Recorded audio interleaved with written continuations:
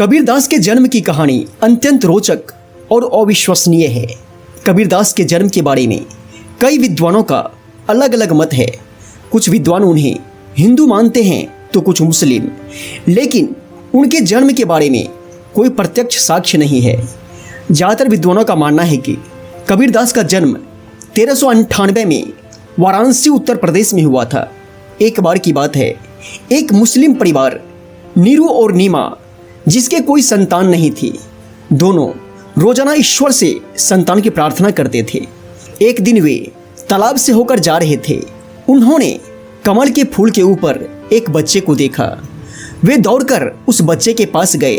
वह बच्चा हंसने लगा और हाथ पैर झटपटाने लगा, मानो जैसे कह रहा हो कि मुझे अपनी शरण में ले लो। नीरू और नीमा, जिनके कोई संतान नहीं थे, वे उस बच्चे को घर ले आते हैं, यह सोचकर कि ईश्वर का दिया हुआ वरदान है।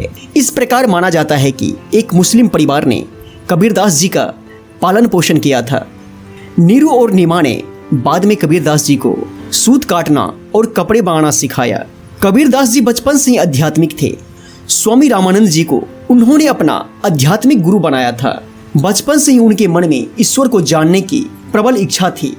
जितनी रोचक उनके जन्म की कहानी है, उतनी ही रोचक एवं अविश्वसनीय उनके मृत्यु की कहानी भी है।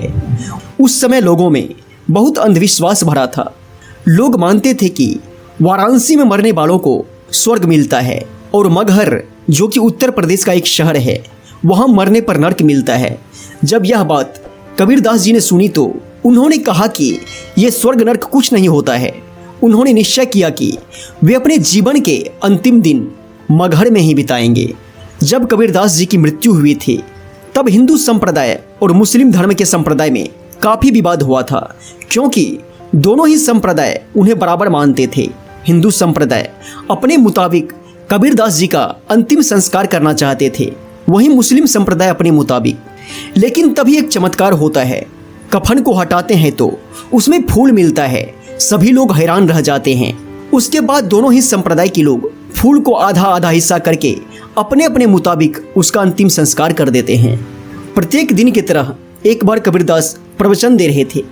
प्रवचन समाप्त होने के बाद सभी लोग वहां से जाने लगे, परंतु एक व्यक्ति वहां बैठा रहा। कबीरदास जी ने उनसे पूछा, कोई समस्या है तो बताओ। वह व्यक्ति बोला, गुरुजी, मेरा गृहस्थ जीवन सही नहीं चल रहा है। आए दिन किसी न किसी सदस्य से मेरे झगड़े होते रहते हैं, मुझे इसका उपाय बताइए। तब कबीरदास जी ने अपनी पत्नी लोई को एक दीपक जलाकर लाने को कहा।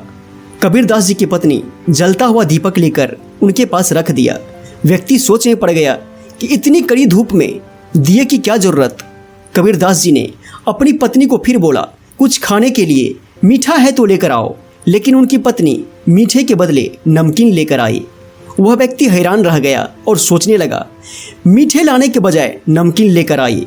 उस व्यक्ति को कुछ समझ में नहीं आया और वहां से जाने लगा। तभी कबीरदास जी उसे रोकते हैं और समझाने की कोशिश करते हैं। मेरी पत्नी इतनी धूप में दीपक लेकर आई, हो सकता है कि उसने सोचा होगा कि मुझे कोई काम है। मेरे मीठे मांगने पर वह नमकीन लेकर आई, तो हो सकता है कि घर में कुछ मीठा खाने को नहीं हो। यह मेरे और मेरी पत्नी के बीच का अटूट विश्वास है। उस व्यक्ति को समझाते हुए कबीरदास जी ने कहा, ऐसी बातों पर आपसी टकराव करने की बजाय इसके पीछे का कारण जानना चाहिए। एक सुखी गृहस्थ जीवन का यही रहस्य है कि आपसी विश्वास बढ़ाने से ही तालमेल बना रहता है। यह सुनकर वह व्यक्ति बहुत प्रभावित हुआ। कबीरदास जी निर्गुण निराकार संत थे, जो अंधविश्वास और पाखंड, मंदिर मस्जिद के घोर विरोधी थे। उनका मानना था कि ध्यान लगाने से ही ईश्वर को पाया जा सकता है। संत कबीरदास एक महान कवि और समाज सुधारक हुए थे। उनके द्वारा जो पंथ चलाया गया उसे ही कबीर पंथ कहा जाता है।